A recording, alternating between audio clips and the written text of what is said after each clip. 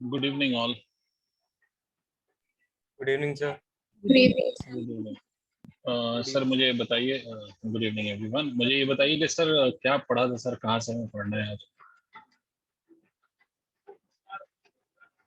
Sir आपने integration का introduction दिया था।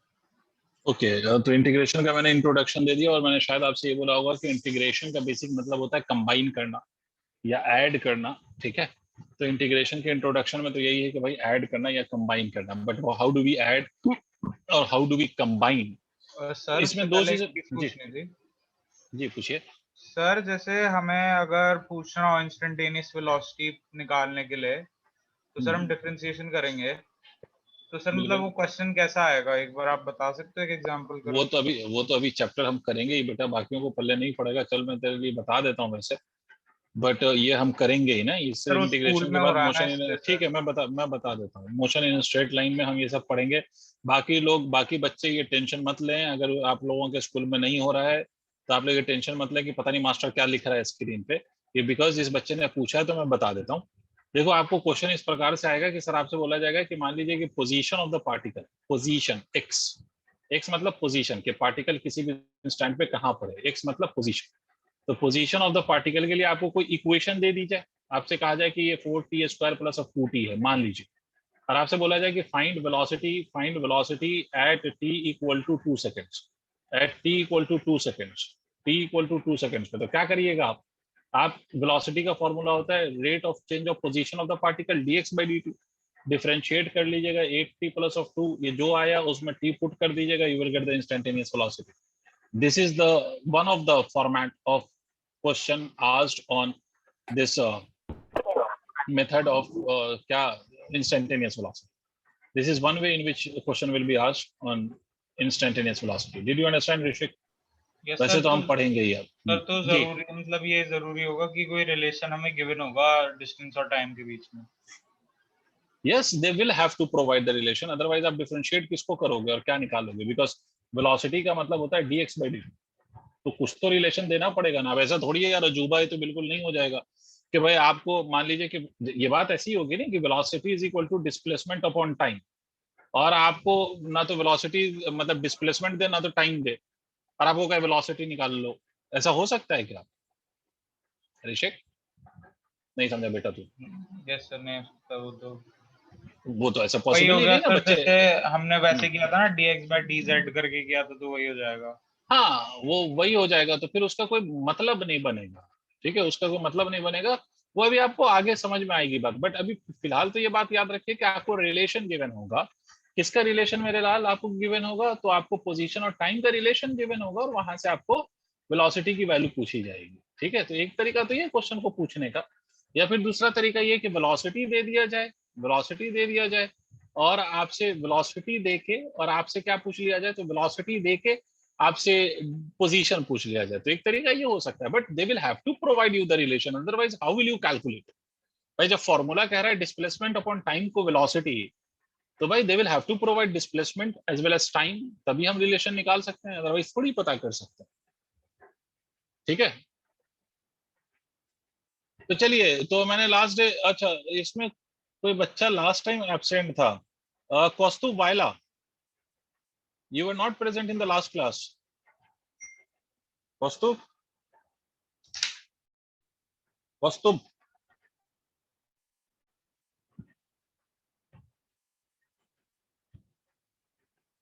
कौस्तुभ माइक अनम्यूट कर बेटा जल्दी से।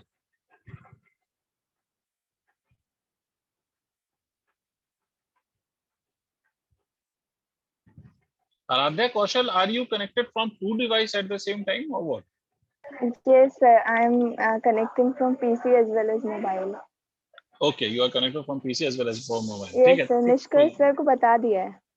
नहीं नहीं, उससे मैं दो नाम देख रहा हूँ तो इसलिए मैंने पूछा। आप 5 से कनेक्ट हो जाए, ये आपका इशू। नहीं। ठीक है, एनीवेज चलिए, तो मैं आगे बढ़ता हूँ। भाई कौस्तुभ वायला तो लास्ट क्लास में एब्सेंट थे और लास्ट क्लास में बड़े काम की बातें भी हो गई हैं, तो शायद आपको अभी जो कराऊंगा वो नहीं समझ में आए। हाँ, जहाँ से मोशन स्टार्ट करूंगा वहां से समझ में आ जाए आपको, बट अभी जो कराऊंगा वो शायद आपको नहीं समझ में। ठीक है, अच्छा एक बात और मैं आप लोगों को बता देता हूँ। वैसे तो आप लोग वैसे ही सीरियस हो तभी आप लोग ऑनलाइन क्लासेस कर रहे हो, but I will come to one point, उसके बाद फिर पढ़ाना शुरू करता हूँ। ऋषिक, आप लोगों ने ये सुना होगा कि कल वो सीबीएसई ने वो अनाउंस कर दिया है, the rule through which they are going to make the result of class 12th students this year. Yes, Yes, sir. sir. 10th, 11th, 12th. Yes, sir. Cancel होने पर ये आपने सुन लिया होगा कि ये रूल जो उन्होंने बनाया है अपना। बट आप उस Yes. रूल में देखिए कि 30% मार्क्स या 30% जो मार्क्स आए 10th में उसको काउंट किया जाएगा, 30% 11th के मार्क्स को लिया जाएगा और 40% क्लास 12th की परफॉर्मेंस जो हुई है, जैसे एग्जाम हुए होंगे फर्स्ट टर्म या हाफ ईयरली, इस तरह के एग्जाम्स, तो उसके मार्क्स को लिया जाएगा। यही है ना रूल अभी जो बनाया है सीबीएसई ने जो Yes, अपना। sir. Yes, sir. Yes, sir. Yes, sir. अब मैं आपको एक चीज समझाऊं। देखिए क्या मसला है, जो लोग ये बहुत खुश हो रहे थे या जो बच्चे ये दुआ कर रहे होंगे कि भाई एग्जाम कैंसिल हो जाए, जो मैक्सिमम कर रहे होंगे भाई कैंसिल हो जाए, मुफ्त में पास हो जाएंगे। अब देखिए ये उन बच्चों के लिए कितना बड़ा प्रॉब्लमेटिक पॉइंट है ये। देखो जनरली बच्चा 11th में अच्छा नहीं कर पाता, उसके बहुत सारे रीजंस होते हैं, और लास्ट ईयर का तो वैसे ही जो 11th आप लोगों का जो 11th हुआ है वो तो वैसे ही ऑनलाइन हुआ है, पहली बार ऑनलाइन हो गई थी सारी चीजें, स्कूल सब कुछ, तो ऐसे ही हमें नहीं पता था कि हमें करना क्या है। तो सोचो कि सबसे बड़ा क्या इशू आ गया होगा वहां पर, कितनी बड़ी प्रॉब्लम वाली बात ये हो गई कि अगर 11th में बच्चा तो वैसे ही कम परसेंटेज लाता है तो उस कम का ही 30% वो लोग उठा लेंगे। 12th जो ऑनलाइन हुआ है तो कितने बच्चे फर्स्ट टर्म के एग्जाम में सीरियस ही नहीं रहे होंगे, कितने बच्चे यूनिट टेस्ट वेस्ट में सीरियस नहीं रहे होंगे, अब उसका 40% वो उठाएंगे फिर से। अब बताओ कितने प्रॉब्लम वाली बात है परसेंटेज। इससे जो बच्चा जो 12th में जो इतनी मेहनत करा होगा जिसने कि भाई एग्जाम के लिए अब एकदम प्रिपेयर हूं, और हो सकता है कि वो 12th का पेपर देता तो शायद वो 80% से ऊपर ले आता, तो उस बच्चे का ये भी अभी पॉसिबल है कि उस बच्चे का 70% मार्क्स है। सोच के देखो, एम आई राइट और wrong? Yes, Yes, sir. sir. 10th में भी Yes, बहुत sir. लोग के साथ यही हुआ। 10th में भी बहुत लोगों के प्री साथ बोर्ड यही ढंग हुआ, से नहीं दिए बट बोर्ड्स के लिए प्रिपेयर्ड थे। समझ रहे हैं? तो इसलिए जो ये जो बच्चे ये दुआ कर रहे हैं कि भाई कर रहे होंगे, बहुत लोग कर रहे होंगे कि भाई पेपर ना हो, या जो पेरेंट्स कह रहे थे एकदम के सुप्रीम कोर्ट का दरवाजा खटखटाऊंगा, हाई कोर्ट जाऊंगा, चला गया, मतलब वो डाल दिया एकदम कि हमारे ही बच्चे को कोरोना हो रहा है, बस एग्जाम नहीं दो, एग्जाम बच्चे को हो जाएगा, हम बाहर निकलते हैं तो कुछ नहीं होगा, बच्चे को हो जाएगा। अब उनके बच्चों के साथ प्रॉब्लम हो गई। अब एक वो लगाया है कि भाई जो बच्चा इससे सेटिस्फाई नहीं है वो पेपर दे सकता है नेक्स्ट ईयर, या अपकमिंग पेपर वो दे सकता है, या वो अपकमिंग एग्जाम दे सकता है, जो 12th का बोर्ड का आप लोगों के साथ, वो लास्ट ईयर का बच्चा आप लोगों के साथ बोर्ड का दे सकता है। तो उसका 1 साल बर्बाद हुआ या नहीं हुआ, सोच के देखिए। Yes, sir. बिल्कुल हुआ। तो हर तरह से ये बच्चे का लॉस है।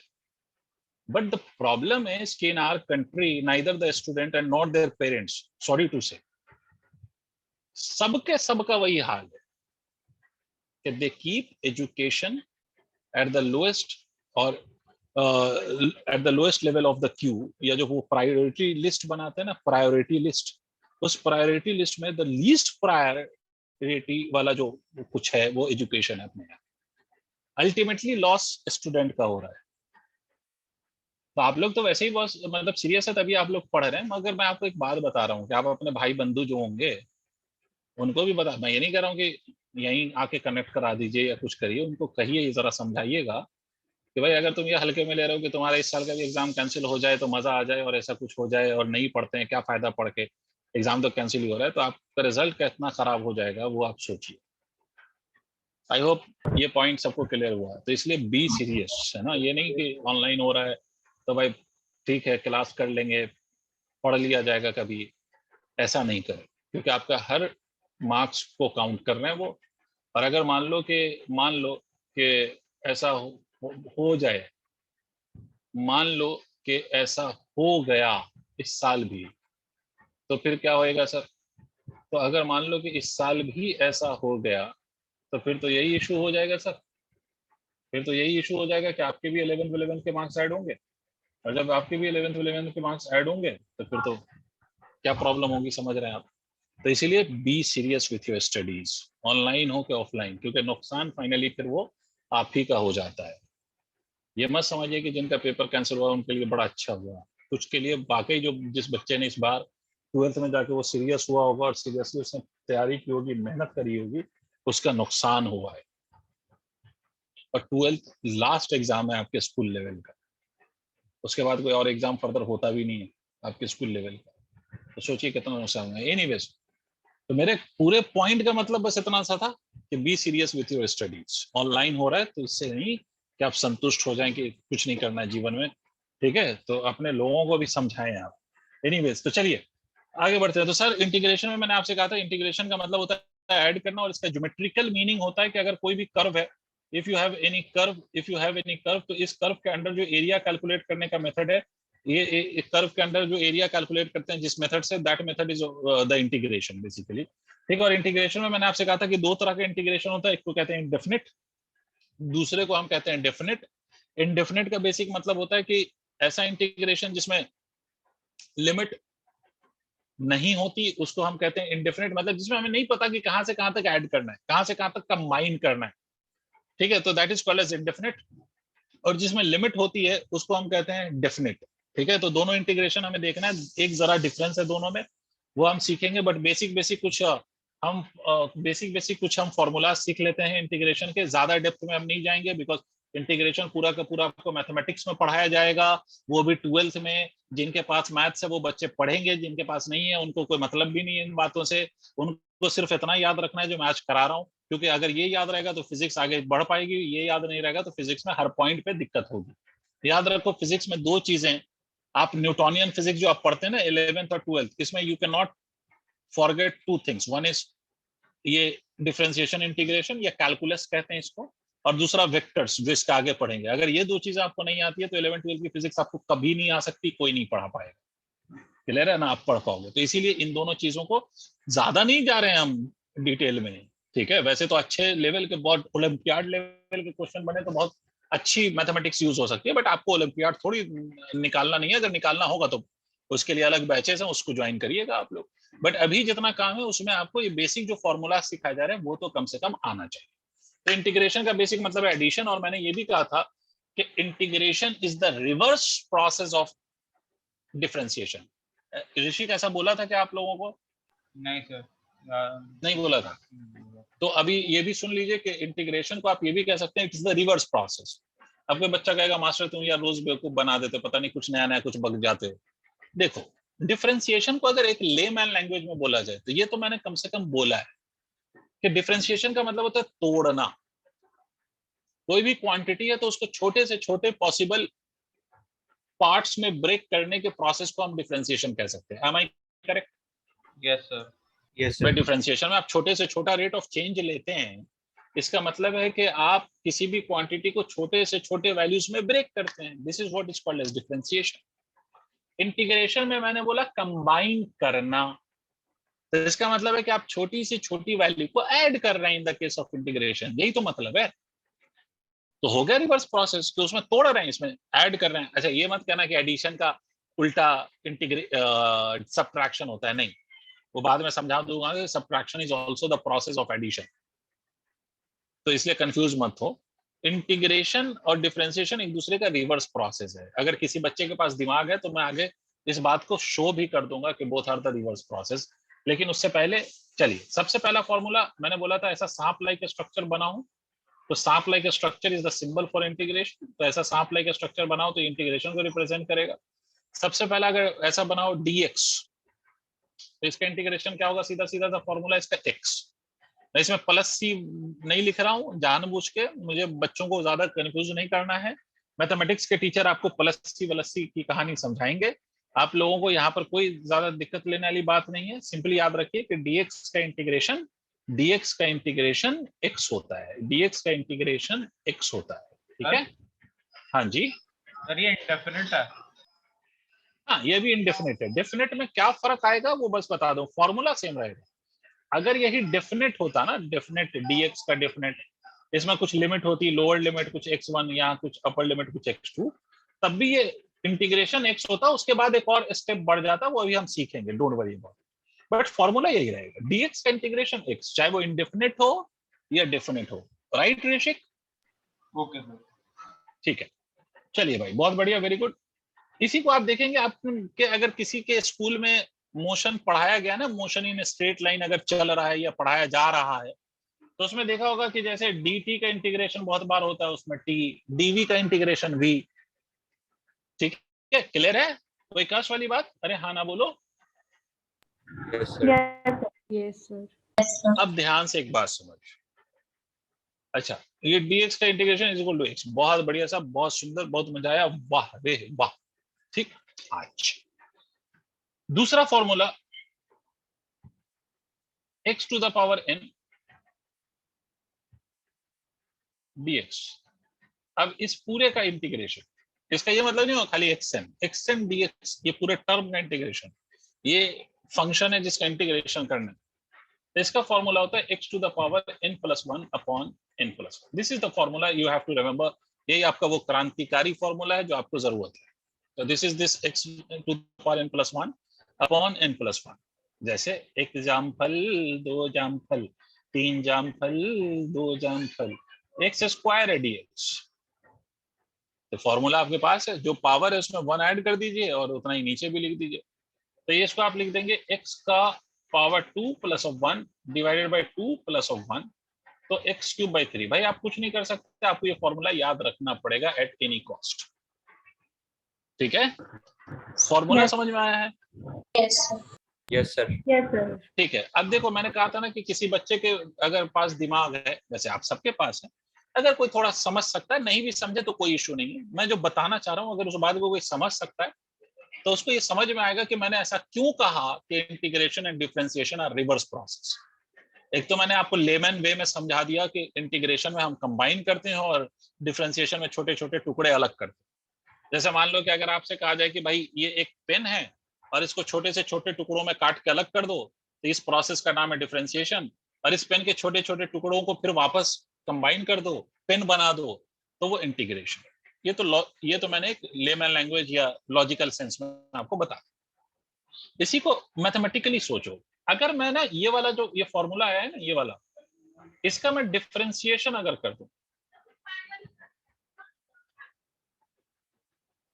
इसका अगर मैं फिर से डिफरेंशिएशन कर दूं, देखना जिनको समझ में आएगा गुड, नहीं भी समझ में आए टेंशन नहीं लेना, ये इससे आपको कोई मतलब नहीं है, इसका कोई काम नहीं है आपका, बस सिर्फ ऐसे ही बता रहा हूं। अगर आपको समझ आ जाए तो बढ़िया, एक अच्छी चीज पता चल जाएगी आपको। ये 1 अपॉन n प्लस 1, ये जो n प्लस 1 नीचे लिखा हुआ है ऋषिक, इज इट कांस्टेंट और variable Rishik? Sir variable, constant. No, constant, it's n is a fixed number, right? Yes तो 1 upon n plus 1 is a fixed number, ये वेरी कर रहा है, ठीक है। तो ये d बाई dx और x to the power n plus 1, इसका हम डिफरेंशिएशन करेंगे। अब देखिए कैसे करें। तो इसका डिफरेंशिएशन करें 1 अपॉन n प्लस 1, ऐसे ही डिफरेंशिएशन का फॉर्मूला लगाओ, पावर एज इट इज लिख दिया जाएगा और ऊपर लिखा जाएगा जितना पावर है उसमें से 1 को सब्ट्रैक्ट कर दीजिए। तो ये n प्लस 1 कैंसिल हो गया, तो ये कितना हो जाएगा, x to the power n plus 1 minus of 1, ये x आ गया। मतलब इस फंक्शन को अगर तुम डिफरेंशिएट कर दोगे, sorry x to the power n आ गया, इस फंक्शन को तुम डिफरेंशिएट कर दो तो xn बन जाएगा। Yes, sir. नहीं Yes, समझे? sir. मतलब इसको इंटीग्रेट करके जो वैल्यू आई है ना, अगर उस वैल्यू को डिफरेंशिएट कर दोगे तो वापस वो जो इंटीग्रेट जिसको किया था वो आ जाए। सर आपने xn के बाद dx क्यों फिर से लगा दिया? xn के बाद dx मैंने नहीं लगाया, इंटीग्रेशन होता ही ऐसे लिखा जाता है, इस सिर्फ सांप नहीं लिखा जाता, x मतलब ऐसे लिखा जाता है, x to the power n dx। ये पूरा एक फंक्शन को रिप्रेजेंट करता है, मतलब ये वो वैल्यू है जिसको आप दोबारा से डिफरेंशिएट इंटीग्रेट करते हैं। नहीं समझे, मतलब जैसे सर ये आप जो सर एक dx बार है ना, करके दिखा तो दोगे ये सर? एक मिनट 1 इंटू dx है, अगर इसी के साथ अगर हम लिख दें x है, तो dx अपनी जगह पे है, बस उसको किसी वेरिएबल के साथ मल्टीप्लाई करके लिख दिया ऋषभ।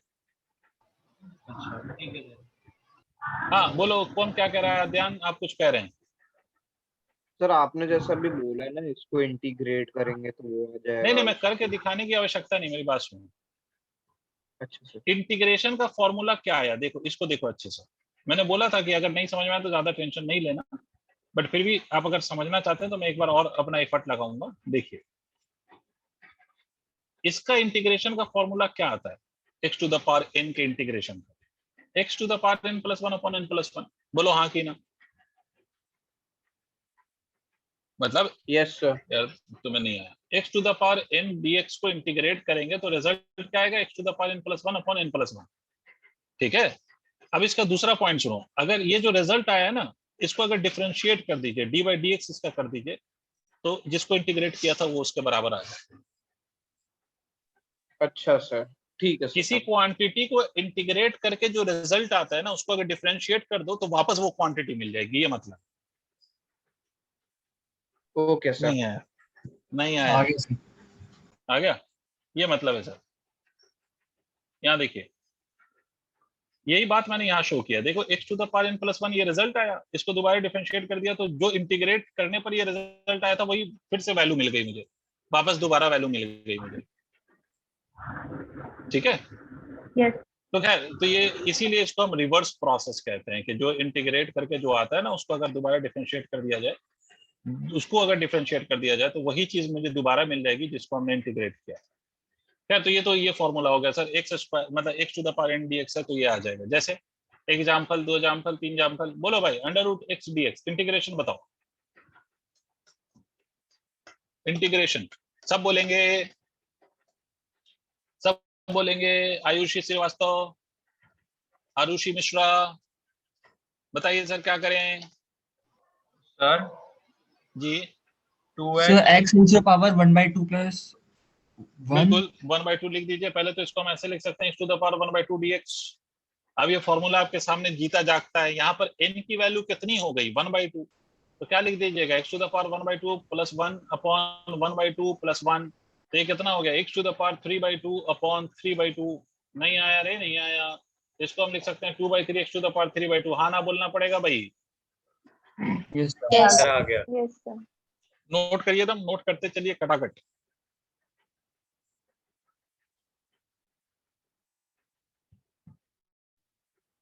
हो गया सर। ठीक है, मूविंग ऑन।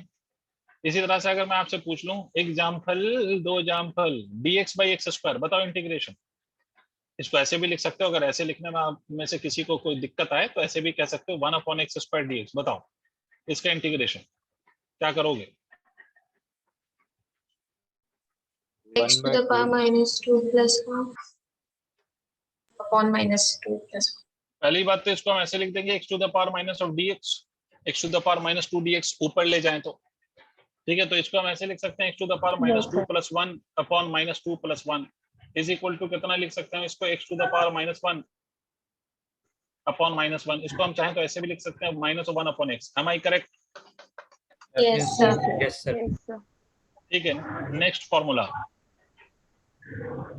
अगर मान लो कोई कांस्टेंट लगा हुआ हो के x to the power n dx, मुझे बताओ इंटीग्रेशन डिफरेंशिएशन में क्या करते थे? अगर कांस्टेंट वेरिएबल के साथ प्रोडक्ट में हो तो कांस्टेंट को क्या करते हैं, डिफरेंशिएट करते हैं या उसको ऐसे ही रहने देते हैं? और उसको साथ में मल्टीप्लाई ऐसे ही कर देते हैं। सिर्फ साथ में मल्टीप्लाई कर देते हैं। तो उसी तरह से इंटीग्रेशन में भी अगर कांस्टेंट हो तो उसको बस साथ में मल्टीप्लाई कर देंगे, मतलब कांस्टेंट को कुछ नहीं करना। तो क्या लिखेंगे आप, के x to the power n plus 1 upon n plus 1 जो ये है वो एज इट इज रहेगा। यार तुम्हें नहीं आया? Sir, आ कांस्टेंट गया. अगर हो तो कांस्टेंट को कुछ नहीं करना है, कांस्टेंट को एज इट इज रहने देना है। ठीक है, ये पॉइंट है इसका। तो x dx, अच्छा जैसे अगर मान लीजिए कांस्टेंट है k dx, k कांस्टेंट है, dx है, तो k as it is dx का इंटीग्रेशन, तो ये कितना आ जाएगा, kx आ जाएगा। ठीक है, तो जो कांस्टेंट है उसको एज इट इज रहने देंगे और only variable part will be integrated. Differentiation में भी यही काम हो रहा था, कांस्टेंट अगर वेरिएबल के साथ है तो कांस्टेंट को ऐसे ही रहने देंगे, only the variable part will be differentiated. तो दिस इज द रिजल्ट। इसको नोट करो, आगे बढ़ते हैं। क्योंकि आज हमें रेस्ट एंड मोशन वाला चैप्टर स्टार्ट करना है, that means motion in straight line start करना है। सर आप इंटीग्रेशन के बाद पहले वेक्टर पढ़ाओगे या फिर शुरू करा दोगे? ना ना, मैं मोशन इन स्ट्रेट लाइन शुरू कर दूंगा। मोशन इन प्लेन मतलब वो पहला चैप्टर निपटाने के बाद फिर वेक्टर्स पढ़ाऊंगा, क्योंकि पहले चैप्टर में आज सच वेक्टर का यूज है भी नहीं वैसे तो। हाँ सर, उसमें जिस हिसाब से मैं वेलोसिटी डिस्टेंस चैप्टर नंबर क्या है सर? मेरा कौन सा number? Chapter number sir, chapter number जो आप चैप्टर अभी शुरू करने वाले। थर्ड चैप्टर कहते हैं शायद उसको, थर्ड चैप्टर है मेरे ख्याल में। हाँ थर्ड। अभी तो अभी आ रहे हैं उस पे, वही शुरू करेंगे। मोशन इन स्ट्रेट लाइन नाम है चैप्टर का। फिर आएगा मोशन इन प्लेन, एक को हम कहते हैं मतलब एक यूनिट है काइनेमेटिक्स, जिसमें 2 चैप्टर आएंगे, मोशन इन स्ट्रेट लाइन फिर motion in plane. Motion in straight line में वेक्टर की रिक्वायरमेंट नहीं है, ठीक है। मोशन इन प्लेन में वेक्टर चाहिए होता है, तो वहीं पढ़ाऊंगा जी। बोलिए। नहीं सर, मैं पूछ रहा था सर, मोशन इन प्लेन में सर वेक्टर वाला टॉपिक है ना? हाँ, तो वो पहले नहीं कराऊंगा, क्योंकि मैं वो भी अगर करा दूं तो वो फिर मैथमेटिक्स कंटिन्यूड लगने लगेगा, तो बच्चा बहुत परेशान हो जाता है, तो इसलिए मैं नहीं कराता हूं। मुझे मालूम है कुछ लोग वेक्टर से स्टार्ट करते हैं, बट भाई मतलब बच्चे को बहुत ज्यादा भी स्ट्रेस नहीं डाल देना है। पहले ही डरा दूं कि भाई एकदम मैथमेटिक्स चल रही है, क्योंकि vector is nothing but mathematics, एक मैथमेटिकल टूल्स है वो भी, ठीक है। तो इसलिए हम बीच में फिजिक्स पढ़ेंगे, फिर उसके बाद वेक्टर एज अ चैप्टर हम पढ़ेंगे, तो बेफिक्र रहो। खैर एनीवेज, तो ये हो गया। अब देखो इसमें एक और चीज समझ लो कि अगर बीच में फिर से वैसे ही है, अगर x to the power n1 plus x to the power n2 इस तरह से हो, एक से ज्यादा टर्म हो, तो इंटीग्रेशन करने का तरीका x to the power n1 dx plus of x to the power n2 dx अलग अलग कर लीजिए, इंटीग्रेट कर लीजिए। Did you understand? Example, sir आपसे बोला गया x square plus of x cube dx, plus sine भी हो सकता है या माइनस साइन हो सकता है, तो इसका integration x square dx plus of x cube dx।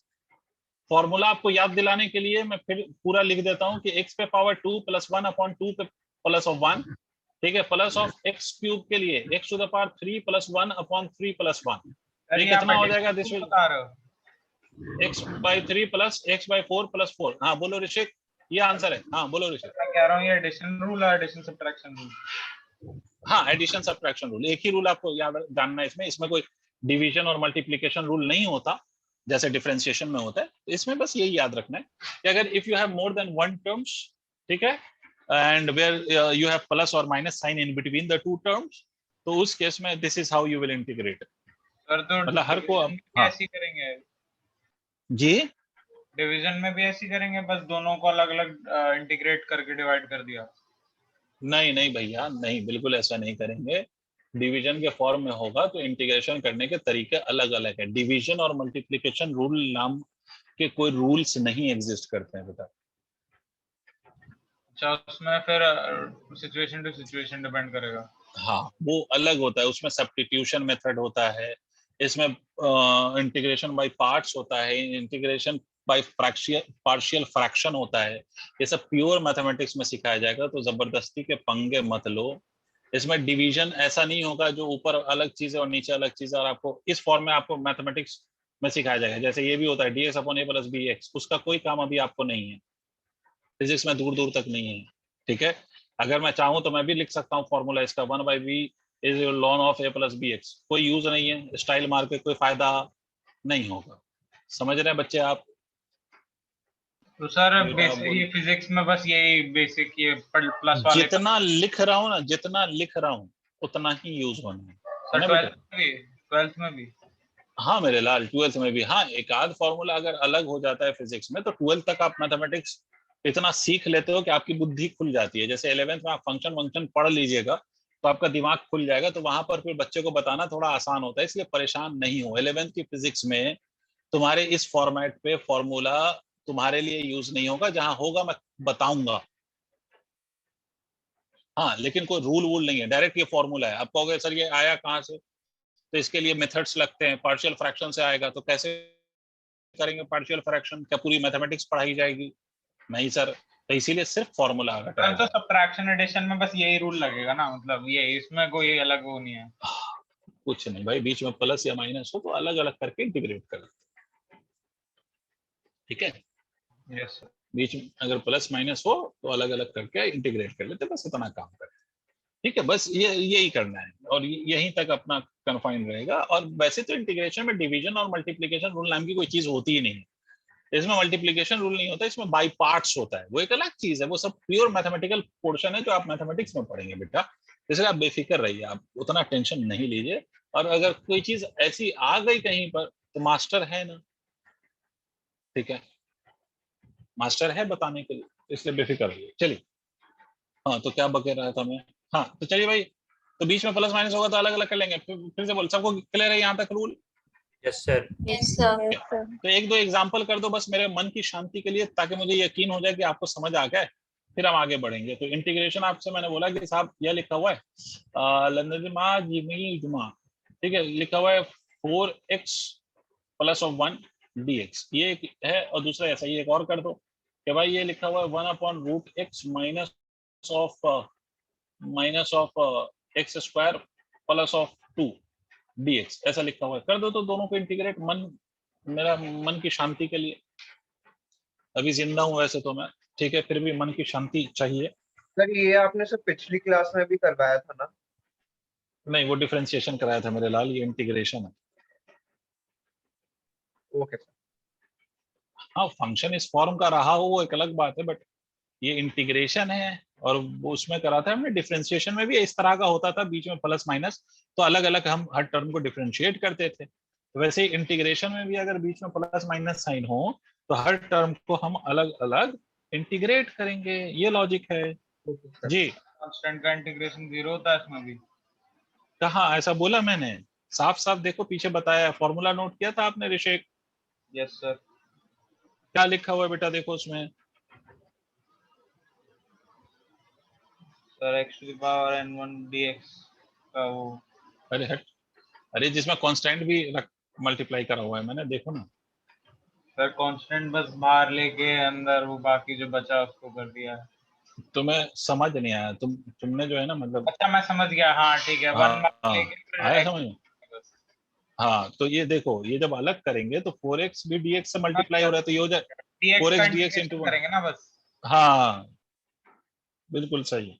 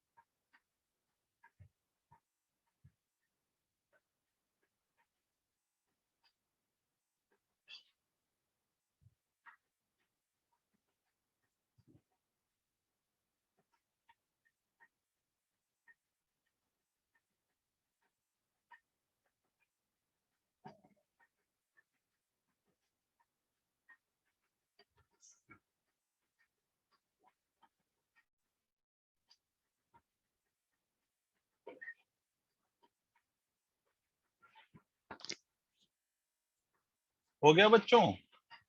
1 minute sir, 1 minute. ठीक है, ठीक है।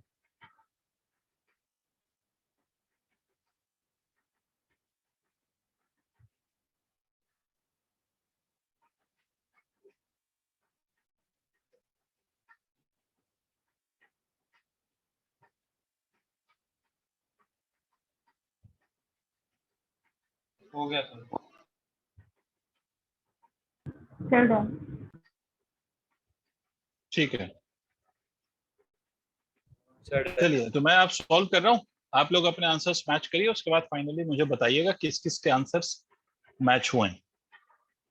तो पहली बात तो इसको मैं ऐसे लिख सकता हूँ 4x, ये दोनों से मल्टीप्लाई हो रहा है तो इसको तो मैं ऐसे कह सकता हूँ 4x dx, प्लस इस 1 को dx से मल्टीप्लाई करूँ तो ये dx हो जाएगा। तो और दोनों के बीच में प्लस साइन है तो अलग अलग कर दिया। अब यहाँ पर 4 कांस्टेंट है, it will be as it is. x dx का इंटीग्रेशन कीजिए 1 + 1 / 1 + 1, प्लस ऑफ dx का इंटीग्रेशन सीधा सीधा x होता है, तो इसको आप लिख सकते हैं 4x² / 2 प्लस ऑफ x, 2 2 4, तो ये कितना हो जाएगा 2x² प्लस ऑफ x। अब मुझे बताइए कि how many of you have got this answer? Arushi, ये आंसर आया बेटा? आयुषी श्रीवास्तव, आपका ये आंसर आया है? Yes, sir. अध्यान, आपका? नो सर, ये वाला नहीं आया मेरा सर। कहाँ मैंने गलत? 3 लिख दिया गलती से, 3x² अच्छा, प्लस दिया। ठीक है, ऐसी गलती नहीं करेंगे, उसको रेक्टिफाई करिए। Arun Mishra, Arun sorry, Ashish? Yes sir, same है। देवांश सिंह बोहरा? Yes sir. वस्तु बाइला? वस्तु बाइला बोल ही नहीं रहा। ऋषिक बंसल, आपका आंसर आया है बेटा ये? यस सर, आ गया। उर्वशी गुप्ता? Yes, sir, आ गया ये आंसर। आ गए। आराध्या कौशल? Yes, sir. Very good. तो चलिए अब दूसरे वाले पे आते हैं। अब इसके भी आंसर्स को आप लोग मैच कर लीजिए। फिर से dx से तीनों मल्टीप्लाई करके अलग कर लो। तो इसको मैं साथ साथ ऐसे भी लिख देता हूँ, x to the power -1/2 dx। देखो किसको नहीं समझ आई बात, x² dx plus of 2 dx। अगर कोई बच्चा ऐसा है जिसको ये नहीं समझ में आया कि कैसे मैंने इसको ऐसे लिखा है x टू द पावर -1/2, तो पूछ सकता है। आ गया ये समझ में बेटे? Yes, sir. ठीक है, तो कुछ नहीं करना है। x to the power -1/2 plus of 1 divided by -1/2 plus of 1, ये फॉर्मूला होता है आपके इंटीग्रेशन का, लगा दिया। माइनस ऑफ x² का x टू द पावर 2 + 1/2 + 1, उसके बाद प्लस ऑफ 2 dx का इंटीग्रेशन x। इसको सॉल्व करेंगे तो ये हो जाएगा x to the power 1/2 upon 1/2, ये हो जाएगा -(x³ / 3 प्लस ऑफ 2x। इसको थोड़ा सा सिंपलीफाई कर लो तो आप इसको ऐसे भी कह सकते हो 2√x -(x³/3 plus of 2x। ठीक है, ये है। देखो मुझे नहीं पता कि आपका किसका आंसर ये आया है, ठीक है, लेकिन अगर किसी का नहीं आया है तो प्लीज इसको रेक्टिफाई करिए और देखिए।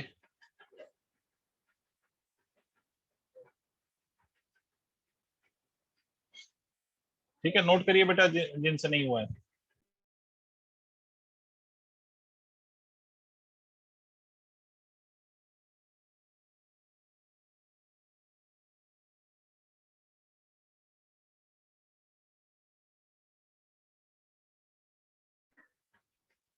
बच्चों नोट कर लेना तो बता देना।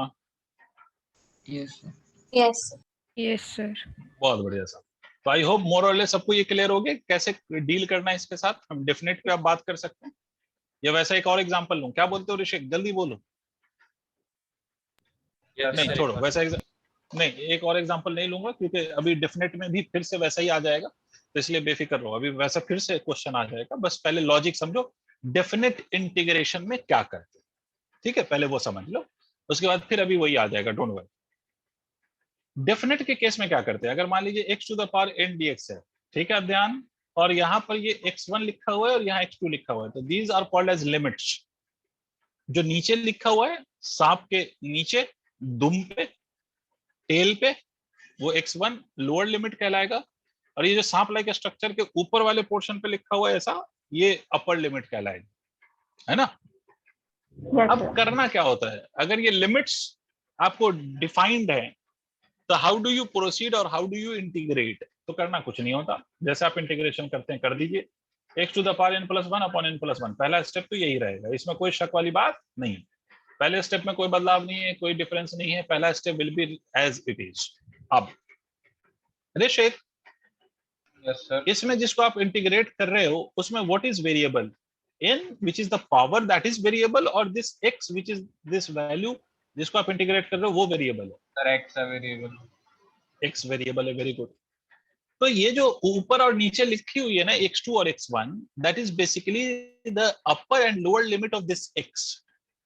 जिसको मैंने अपर लिमिट और लोअर लिमिट बोला, वो अपर और लोअर लिमिट किसकी है? तो वो x की है। जैसे मैं आपसे कहूं ना कि जैसे फॉर एग्जांपल आपको 0 से लेके 10 तक काउंट करना है, तो ये काउंटिंग का लोअर लिमिट और अपर लिमिट हो गया। जैसे आपसे मैं कहूं कि आपको 2 बजे से लेके 4 बजे तक पढ़ना है, तो lower limit is 2 and upper limit is 4, तो ये पढ़ाई के लोअर लिमिट और अपर लिमिट डिफाइन हुई। तो इसी तरह से ये x का लोअर और अपर लिमिट है, ये इसी तरह से किसका लोअर और अपर लिमिट है? x का अपर लिमिट और लोअर लिमिट है। तो इसमें क्या करेंगे, तो इसमें हम क्या करेंगे, तो इसमें पहले हम x की जगह लिखेंगे x2, x की जगह अपन क्या लिख देंगे, x2। समझ रहे हो आप लोग मेरी बात? x will be replaced by its upper limit, या आप ऐसे भी कह सकते हो put the upper limit in x। तो x में अपर लिमिट रख दीजिए, तो x to the power n+1 upon n+1 as it is लिख दीजिए। उसके बाद माइनस साइन लगाइए। अब इसी x में now put the lower limit, इसी x में now put the lower limit, तो ये हो जाएगा x1 n+1 upon n+1। Tell me, did you understand the process? पहले ये प्रोसेस समझ Yes, आया? sir. एग्जांपल तो मैं ले लूंगा।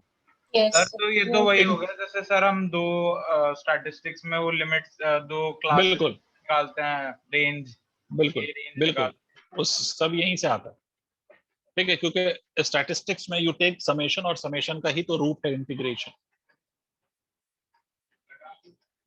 बोला था ना कि समेशन ही तो है मोरलेस। समेशन में भी you take the sum of all, right? बस सर बहुत ज्यादा बड़ा समेशन है। बिल्कुल बिल्कुल, जिसको आप कॉपी पे, रजिस्टर पे या पेपर पे नहीं कर पाते, तो उसके लिए अलग अलग मेथड्स बनाए गए। समीक्षा, Yes, sir. पहली बात तो where were you for last 2 classes, and दूसरी बात why are you late in this class? Not only late, you are very late. Sir, I don't know what is the schedule for your classes. अच्छा, you didn't know that. Okay. Okay, तो my class schedule is, मैं खुद ही बता देता हूँ, क्योंकि अभी यहाँ पर मैं खुद ही बोल देता हूँ। My class schedule is Monday and Friday at 7:30. ठीक है? Monday and Friday at 7 o'clock. Okay, 7:30. Sorry 7:30 नहीं, sorry my mistake, 7:15 7:15 वो मुझे कुछ Okay. और याद आ जाता है। ठीक है?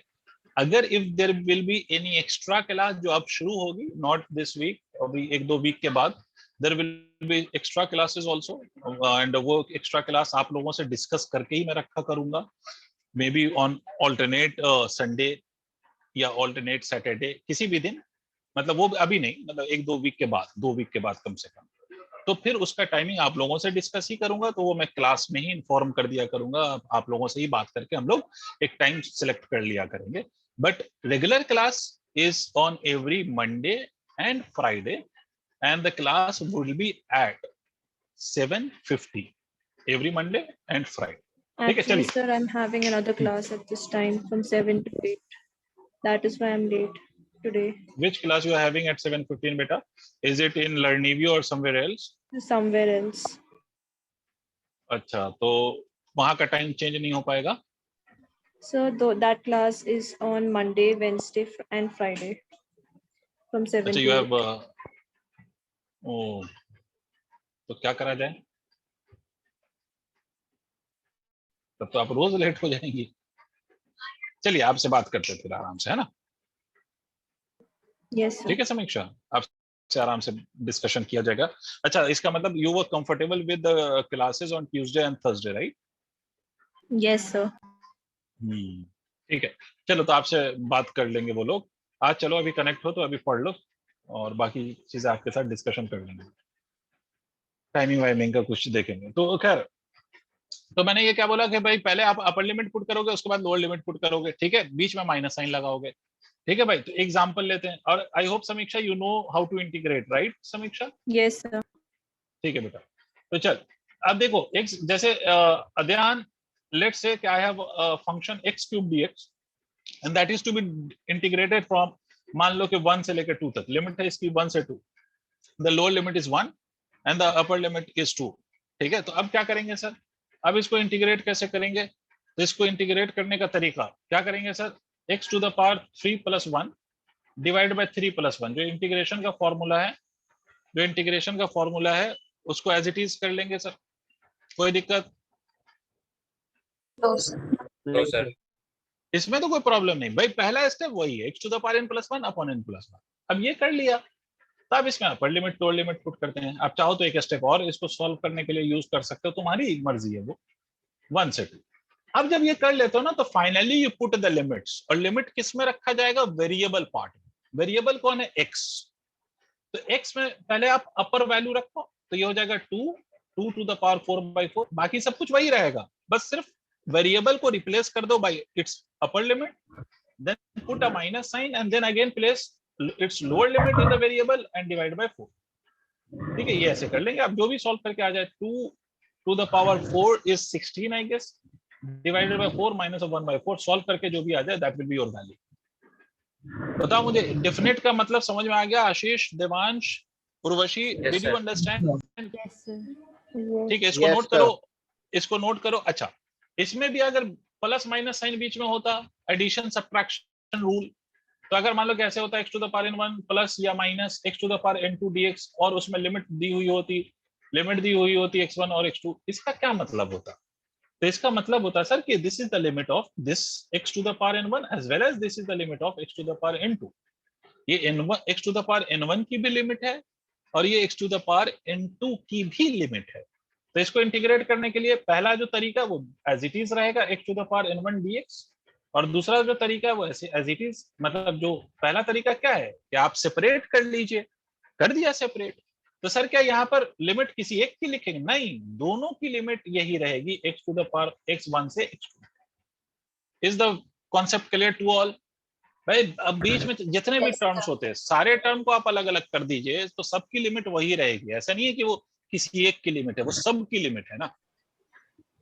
चलिए Yes, सर, sir. तो अब मैं यहाँ पर फिर से एक दो क्वेश्चन दे रहा हूँ आप लोगों को, और आप लोग सॉल्व करके मुझे बताएंगे। तो मैं फिर से रिपीट कर देता हूँ। जी पूछिए बेटा।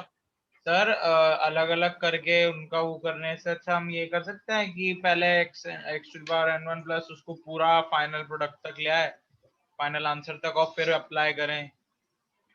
नहीं समझा, फिर से बोल ऋषि। मतलब सर जैसे एग्जांपल जो भी हमने लिया उसमें हमने x4/4 करके फिर अप्लाई किया हम्म जो हमारी upper limit lower limit. Limits है। ऐसे ही सर हम अगर उसको ऊपर वाले को पहले फाइनल तक सॉल्व कर लें जैसे पीछे हमने किया और फिर लगाएं, तो सेम ही बात हुई, या ऐड या सब्ट्रैक्ट करने से पहले जरूरी है वो अप्लाई करना?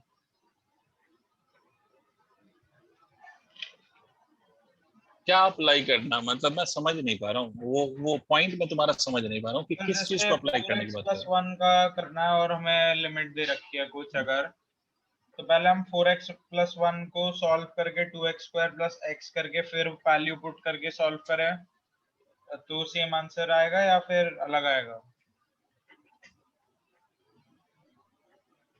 मतलब तुम्हारे कहने का ये है, जहां तक पता नहीं क्या समझना में दिक्कत हो रही है, तो चलो मैं तुम्ही से पूछ पूछ के करता हूँ।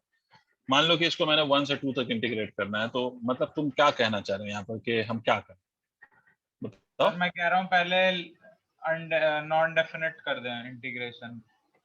हाँ, तो वही तो कर रहे हैं, इनडेफिनेट ही तो कर रहे हैं। मतलब पहले तो हमने यही तो किया, 4x² प्लस ऑफ 2x जो ये आया वो इनडेफिनेट ही का तो इंटीग्रेशन है ये, उसमें लिमिट थोड़ी ना कंसीडर करिए बेटा। हाँ यस सर, उसके बाद फिर हम वैल्यू पुट करें तो भी कर सकते हाँ, हैं? उसके बाद उसी के बाद ही वैल्यू पुट होती है, वैल्यू पहले कहाँ पुट हो रही है भाई? वैल्यू तो इसके बाद ही पुट हो रही है ना, कि आप 1 से 2 और ये 1 से 2 उसके बाद ही तो कर रहे हो, उसके पहले कहाँ कर रहे हो पुट? हाँ हाँ हाँ ठीक है सर।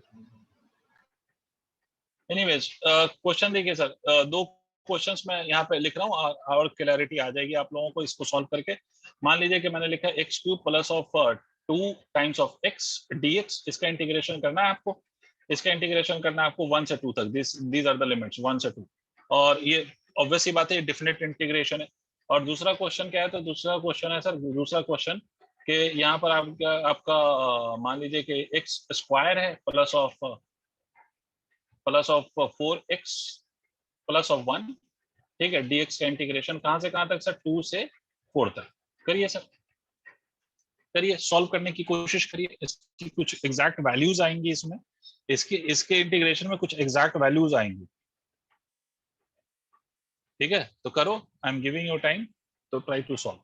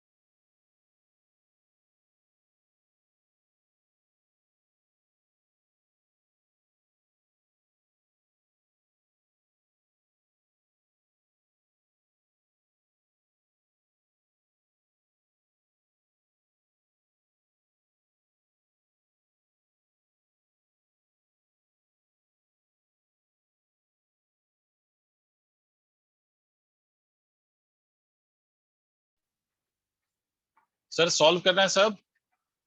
Yes sir. Yes. कर ही रहा हूँ, गुड।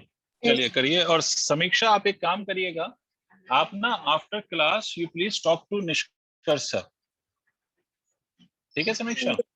Yes, sir. ठीक है, वो आप बात कर लेना एक बार जरा, हाँ कर लेना, मतलब ऐसा नहीं कि भाई इग्नोर कर देना अगर, ठीक है? तो वो आपके लिए कुछ कुछ उपाय निकाल पाएंगे। Okay, sir.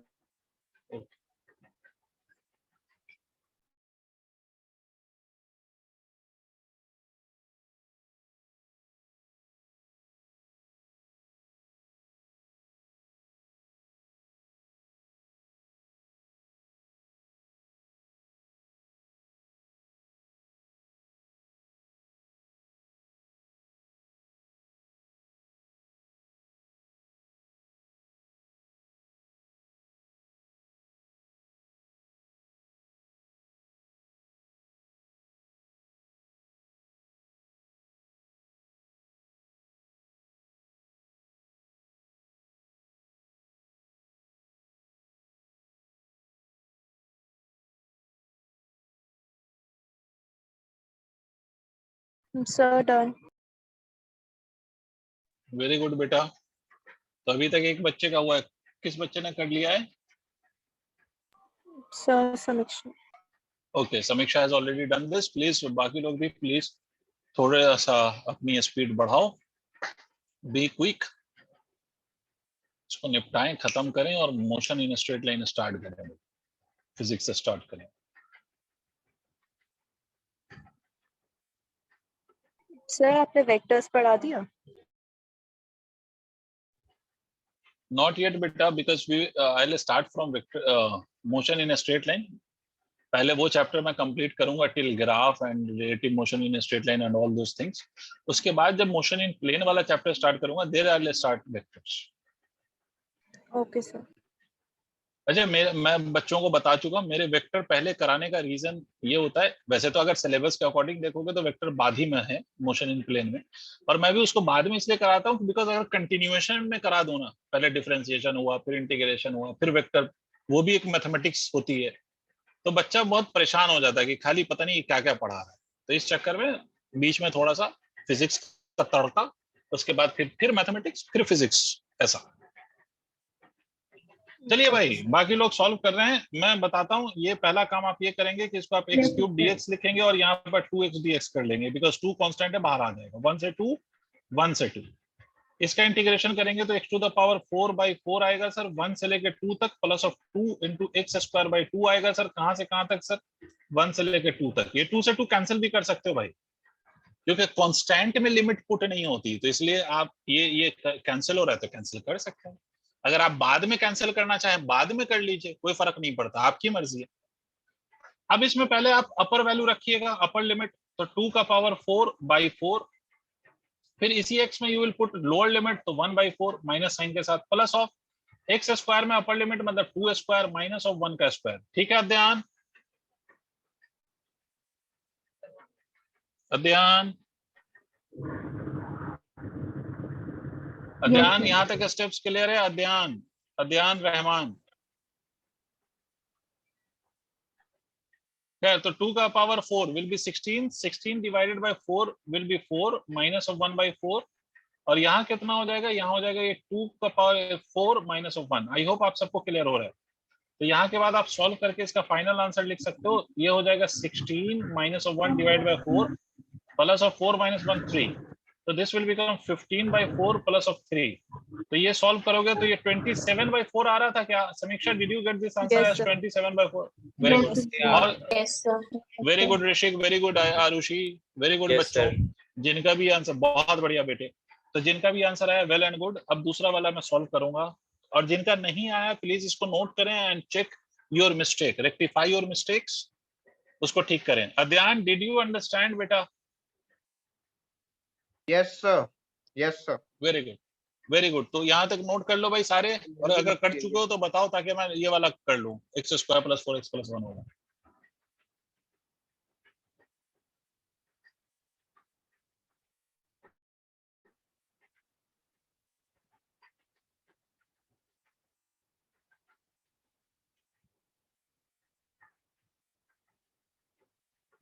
सर हो गया? हमने अभी इसमें सिर्फ अलजेब्राइक वाला ही किया।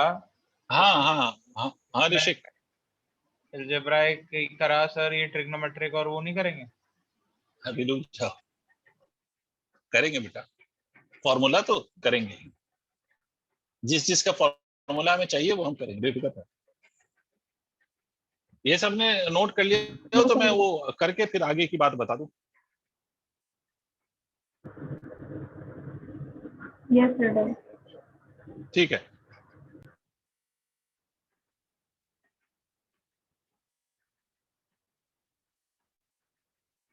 तो देखिए सर, अब इसके बाद जो दूसरा वाला है उसको सॉल्व करते हैं। तो अगर हम इसको सॉल्व करें,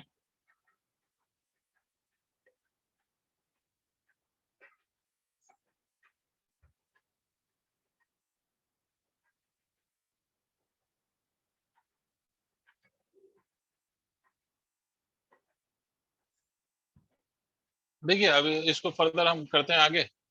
तो यहाँ से आपका क्या आ जाएगा, तो यहाँ पर इसको मैं इधर सॉल्व कर रहा हूँ, तो ये आप लिखेंगे x square D x plus, और दूसरे वाले में 4 कांस्टेंट है और ये आगे x आएगा, तो 4 कांस्टेंट है तो आगे x आएगा प्लस ऑफ dx। ठीक है, कहाँ से कहाँ तक इंटीग्रेट होगा, ये भी 2 से 4 तक, ये भी 2 से 4 तक, और ये भी कहाँ से कहाँ तक 2 से 4 तक। इसका इंटीग्रेशन करेंगे तो x square D x integration कितना होगा, तो it will B x cube by 3 2 से 4 तक plus of 4 x square by 2, कहाँ से कहाँ तक इंटीग्रेशन 2 से 4, बिल्कुल रिपीट टेलीकास्ट, dx का इंटीग्रेशन x कहाँ से कहाँ तक 2 से 4, ये 2 और ये 4 2 ऐसे लिख सकते हैं। अब इसमें अपर लिमिट पुट करिए तो 4 का क्यूब हो जाएगा बेटा। थोड़ा मैं स्पीड बढ़ा रहा हूँ क्योंकि मुझे लगता है अब आपको समझ आ गया होगा। तो पहले x में अपर लिमिट रखिए तो 4 का क्यूब, तो ये 64 होगा, 64 बाई 3 माइनस ऑफ 2 का क्यूब दैट इज 8 बाई 3। उसके बाद ये 2 कर दिया था मैंने, इसमें 4 तो 16 माइनस ऑफ 2 का स्क्वायर 4 प्लस ऑफ ये 4 माइनस ऑफ 2। क्या सबको क्लियर है? 64 में से ये Yes. सब्ट्रैक्ट करो, ये हो जाएगा 56 बाई 3। 16 में से 4 को सब्ट्रैक्ट करो 12, 12 को 2 से मल्टीप्लाई करो 24 plus of 4 minus of 2 is 2, तो this will be equal to 56 by 3 plus of 26। Further यार सॉल्व कर लेना प्लीज। Okay. आप लोग याद, आप लोगों का भी ऐसा ही आया रिजल्ट जैसे मेरा आ रहा है? Yes, Yes, sir. sir. आया है, वेरी गुड। Sir. चलिए इसको नोट करिए, अब आखिरी के कुछ बातों को कर लें, उसके बाद फिर हम फिजिक्स को स्टार्ट करें।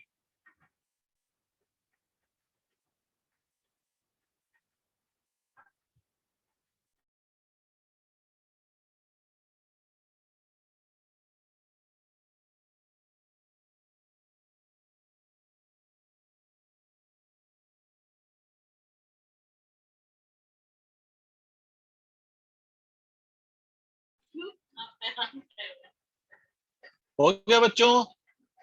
Yes, sir. Yes, sir. ठीक है ऋषिक, अब कुछ ट्रिग्नोमेट्रिक के फॉर्मूलाज में लिख रहा हूं, उसको समझ लीजिए। ठीक है, साइन एक्स का इंटीग्रेशन किसी को याद है? डिफरेंशिएशन याद है। अच्छा, साइन एक्स का इंटीग्रेशन होता है माइनस कॉस एक्स। वहां कॉस का डिफरेंशिएशन माइनस साइन होता है ना, या साइन का इंटीग्रेशन माइनस कॉस होता है। उसके बाद cos x dx का इंटीग्रेशन, cos x dx का इंटीग्रेशन होता है sin x। द cos का इंटीग्रेशन प्लस साइन और साइन का इंटीग्रेशन माइनस cos। ठीक, sec स्क्वायर x का डिफरेंशिएशन इसमें होता है tan x। अब यही याद रखने वाली बात है, अगर याद रह जाए तो ठीक है, नहीं याद रहे तो कम से कम ये दो तो याद रखना, बाकी तो जहां पर जो यूज होता रहेगा। वैसे इतना ज्यादा यूज होता नहीं है फिजिक्स में, मगर फिर भी अगर होता रहेगा तो बताते। जैसे इसमें अगर tan x का कोई इंटीग्रेशन पूछ रहा हो तो tan x का इंटीग्रेशन होता है इसमें minus of log of cos x, ऐसा आता है। ठीक है, कैसे आता है उसको जानने दो, ऐसा आता है। ठीक है, इसी तरह से इसमें अगर cot x का इंटीग्रेशन कोई पूछ रहा हो तो ये हो जाएगा cos बाई साइन, तो साइन को टी पुट करेंगे तो cos, तो minus of log of minus of minus plus, plus of log of sine तो ये साइन, लॉग ऐसा आता है। बता दीजिएगा, इनको लॉग नहीं समझ। लॉग समझना भी नहीं है, फॉर्मूला है। इसको समझाऊंगा मैं तो फिर परेशान हो जाओगे। tan x को हम ऐसे लिख सकते हैं, इसमें सब्स्टिट्यूशन मेथड लगता है इसको इंटीग्रेट करने के लिए। tan x को हम लिख सकते हैं sin x by cos x dx, और इसमें हम cos x को अगर t पुट कर दें, ये नहीं समझ में आएगा ऋषिक, बस मैं इसलिए कर रहा हूँ ताकि आपको यकीन आ जाए कि मास्टर को आता है, वो बेवकूफ नहीं बना रहा है कि आगे पढ़ोगे मैथ्स में ऐसा बोल के हमें बेवकूफ नहीं बना रहा है। इसमें cos x is equal to t, तो यहाँ पर आ जाएगा minus of sin x dx is equal to dt। ये यहाँ पुट कर देते हैं तो ये हो जाता है sin x dx की जगह ये हो जाता है dt बाई t, ये हो जाता है log of t। log of t का इंटीग्रेशन मतलब t क्या था, cos x था, यहाँ रख देते हैं तो ये बन जाता है, ठीक है। और ये माइनस साइन भी है तो यहाँ माइनस आ जाएगा, तो यहाँ माइनस आ गया। खैर समझ नहीं आया होगा ऋषिक? बेटा बोल बेटा, नहीं है ना, छोड़ दो।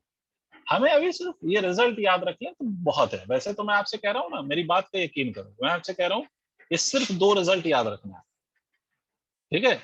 ये आप ना भी याद रखें कोई बात नहीं, समय समय के साथ आप सीखते रहेंगे, ठीक है। वैसे हमें यूज नहीं होना है अभी मैथमेटिक्स मतलब फिजिक्स के पोर्शन में, ये यूज नहीं करूंगा, बट समय समय में अगर आ गया कहीं पर तो वहां पर फॉर्मूला बता दूं। जैसे वहां पर होता था ना कि log x का डिफरेंशिएशन 1/x होता था, याद आ रहा है? log x का डिफरेंशिएशन। Yes, sir. यहाँ पर उल्टा होता है बेटे, 1/x dx का इंटीग्रेशन log x, ठीक है। तो ये कुछ फॉर्मूलाज हैं, अगर आप एडिशनल याद रखना चाहते हो तो इसको लिख लो। इसी तरह से यहाँ पर एक्सपोनेंशियल होता है e to the power x, तो इसका इंटीग्रेशन करो कि डिफरेंशिएशन करो, ये e to the power x ही आता है। सर ये तो उल्टा हो गया द मेन हाँ मतलब उसके, अच्छा उसका कोई ये नहीं है कि भाई ऐसा क्यों हुआ, तो उसका वो मैथमेटिकली फॉर्मूला ड्राइव होता है, ठीक है। तो ऐसे हाँ याद रख सकते हो ऐसे कि भाई जो डिफरेंशिएशन में होता था लॉग का जो फंक्शन आता था डिफरेंशिएट करके, वो इंटीग्रेशन में वो आ जाता है। हाँ बोलो सर, जो आंसर आ रहा था उसमें डिफरेंशिएशन करके उसका इंटीग्रेशन वही है जो LHS था। बिल्कुल बिल्कुल समझ आया, वही जो एक पहले बताया constant भी एकदम तो शुरू में add जो होता है कराया था। plus C। हाँ बिल्कुल होता है, मैंने पहले ही बोला था आज क्लास स्टार्ट करते वक्त मैं बच्चों को कंफ्यूज नहीं करना चाहता, तो इसलिए मैंने कहीं पर प्लस सी ऐड नहीं किया है, ठीक है। प्लस सी का मतलब होता है इंटीग्रेशन कांस्टेंट, वो होता है, वो बिल्कुल mathematically that is the correct to write plus C, but हमें जानबूझ कर नहीं किया है क्योंकि देखो हर चीज एक ही साथ सिखा दूं तो बच्चा परेशान हो जाता है, तो इस चक्कर में, और वैसे भी सी का बहुत ज्यादा आपको यूज होगा भी नहीं फिजिक्स में, ठीक है। तो जितना यूज होना उसको काम में लाएं तो ज्यादा बेहतर है। बिल्कुल सही बात, ये प्लस सी कुछ देखो बाकी बच्चों, बिकॉज एक बच्चे ने पॉइंट आउट किया इसलिए मैं बता रहा हूँ, किसी चीज का भी इंटीग्रेशन करके ना इंडेफिनिट में प्लस सी लगा देते हैं, ये इंटीग्रेशन कांस्टेंट कहलाता है, क्योंकि आपको लिमिट नहीं गिवन है तो इसलिए ये प्लस सी लगा देते, बस ये होता है। लेकिन अगर डेफिनेट होगा तो ये प्लस सी नहीं लगता है, ठीक है बेटे। पर वहाँ dx अगर ये नहीं है। कहाँ पर बेटा, हाँ ये एक्स dx समझे बेटा, जिसने भी बोला था प्लस सी के Yes, बारे में, sir. अगर ये डेफिनेट होता तो इसमें प्लस सी नहीं लगता, ठीक है भाई। अगर आप लोगों ने सारे फॉर्मूलाज लिख लिए तो यहाँ हम मैथमेटिक्स को रैप अप करते हैं कुछ समय के लिए, और उसके बाद हम फिजिक्स के पोर्शन पे वापस आते हैं। चैप्टर का नाम लिखेंगे सारे के सारे motion in straight line. Physics पे आ रहे हैं, बीच में फिर मैथमेटिक्स पे जाएंगे, बट फिजिक्स का बीच में हम इसलिए ला रहे हैं ताकि आपका थोड़ा सा फ्लेवर चेंज हो जाए, ताकि कंफ्यूजन ना हो। भाई रोज पनीर टिक्का खाओ तो फिर मजा नहीं आता ना, तो इसीलिए फिजिक्स में खाली मैथ्स पढ़ाऊं तो मजा नहीं आएगा, तो इसलिए थोड़ा सा आपके दिमाग पे ज्यादा जोर न डल जाए पहले ही, इसलिए मैं ऐसा करता हूं कि पहले मैथमेटिक्स सिखाया जितने की जरूरत है, फिर उससे हमारा एक चैप्टर फिजिक्स का हो जाएगा, फिर उसके बाद फिर थोड़ी सी मैथमेटिक्स सीखेंगे, फिर आगे के चैप्टर्स फिजिक्स के करेंगे। खैर, तो चैप्टर का क्या नाम लिखा आप लोगों ने? Motion in straight line. Yes. Motion in straight line. Motion in straight line, इसको मोशन इन वन डायमेंशन भी कहा जाता है, और मैं डिफाइन करूंगा कि वन डायमेंशनल मोशन क्या होता है, टू डायमेंशनल क्या होता है, और शायद कुछ अच्छी बात भी आपको सुनने को मिल जाए, ठीक है। शायद वो ऐसी बात जो आपको नहीं पहले से पता है, ठीक है। तो मुझे लगेगा सफल हो गया आज की क्लास लेना। तो देखिए सर, सबसे पहले, इससे पहले कि मैं आपको मोशन स्टार्ट करूं, उससे पहले मैं आपको कुछ चीजें समझा दूं कि आपकी जो 11th की पूरी फिजिक्स है ना, वो मैकेनिक्स कहलाती है। पूरा पोर्शन है वो मैकेनिक्स ही है बेसिकली। मैकेनिक्स फिजिक्स का ऐसा पोर्शन है जिसमें हम दो चीजों के बारे में पढ़ते हैं फर्दर, दो और फिजिक्स के पार्ट को डिस्कस करते हैं इस मैकेनिक्स के पोर्शन में। ये ब्रांच ऑफ फिजिक्स है भाई, mechanics is basically a branch of physics. Physics के फर्दर बहुत सारे ब्रांचेस हैं, जिसमें आप लोगों ने सुना होगा रिलेटिविटी, ठीक है, आपने सुना होगा क्वांटम फिजिक्स, कभी शायद सुना हो तो, मॉडर्न फिजिक्स सुना है कभी, इलेक्ट्रोडायनेमिक्स, Yes, sir. Yes, ठीक है, sir. हीट एंड थर्मोडायनेमिक्स, तो ये सब ब्रांच है ना। तो मैकेनिक्स बेसिकली दो पार्ट में डिवाइडेड है। एक पार्ट इसका कहलाता है काइनेमेटिक्स, जो हम आज स्टार्ट कर रहे हैं मोशन इन स्ट्रेट लाइन के नाम से। इसमें दो पार्ट आएगा, motion in straight line and motion in plane, दोनों हम पढ़ेंगे। और दूसरा जो आता है उसका नाम है डायनेमिक्स, इसमें हम पढ़ेंगे लॉज ऑफ मोशन और बाकी जितने भी चैप्टर्स। तो स्टैटिक्स कहाँ गया? अभी आते हैं, अभी वो स्टैटिक्स कोई ब्रांच ऑफ फिजिक्स नहीं है। स्टैटिक्स का बेसिक मतलब होता है कोई भी चीज का रेस्ट में होना, स्टैटिक। मैकेनिक्स का सब पार्ट नहीं होता? नहीं, that is not sub part of mechanics is only two, kinematics and dynamics. Statics है, अगर बॉडी रेस्ट में है तो उसमें कुछ आएगा ही नहीं। फिजिक्स में स्टैटिक्स का मतलब है रेस्ट। नहीं समझे ऋषि? हाँ नहीं समझ गया सर। ठीक है, फिजिक्स में वर्ड जैसे क्लास 12 में पहला चैप्टर आएगा इलेक्ट्रोस्टैटिक। इलेक्ट्रोस्टैटिक उसका मतलब होता है इलेक्ट्रो मतलब चार्ज, स्टैटिक मतलब रेस्ट, तो चार्जेस एट रेस्ट। तो स्टैटिक वर्ड जब भी आ जाए ना, तो स्टैटिक का बेसिक मतलब होता है रेस्ट। वो ब्रांच ऑफ फिजिक्स नहीं है, वो एक स्टेट है पार्टिकल की। खैर, काइनेमेटिक्स क्या है? काइनेमेटिक्स है जिसमें हम रेस्ट एंड मोशन की बात करेंगे without cause, without considering the cause. ठीक है, रेस्ट एंड मोशन, या इसमें आप ये कह सकते हो study of state of motion, study of state of motion, state of motion of body, motion of body without considering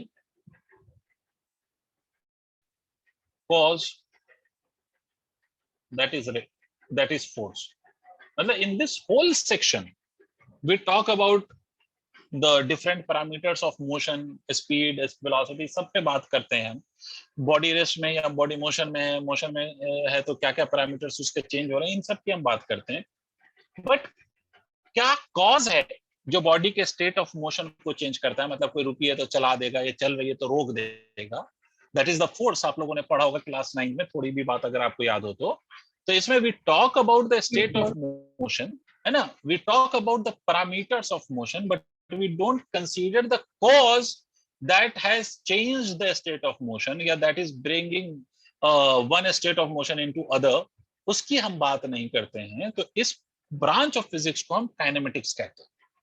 और डायनेमिक्स का क्या मतलब होता है कि फिर से इसमें भी हम study of state of motion ही बात करेंगे, या study of state of particle motion हम बात करेंगे, बट इसमें हम किसको कंसीडर करेंगे? कॉज को भी कंसीडर करेंगे। Study of state of motion और study of motion of a particle with cause, cause को भी कंसीडर करेंगे, दैट इज फोर्स। कॉज क्या है यहाँ पर? तो वो फोर्स है, तो फोर्स को भी हम कंसीडर करेंगे। ये जो कॉज है हमारा, उसको भी हम कंसीडर करेंगे। I hope I made my point clear to everyone. तो यहाँ पर हम फोर्स को भी कंसीडर करते हैं, काइनेमेटिक्स में फोर्स कंसीडर नहीं करते हैं, और दोनों को collectively we call it as mechanics. I hope ये बात सबको क्लियर हो गई। पहला पॉइंट सबको क्लियर है? ठीक है। अब दूसरी कुछ और इंफॉर्मेटिव बातें सुन लें आप लोग।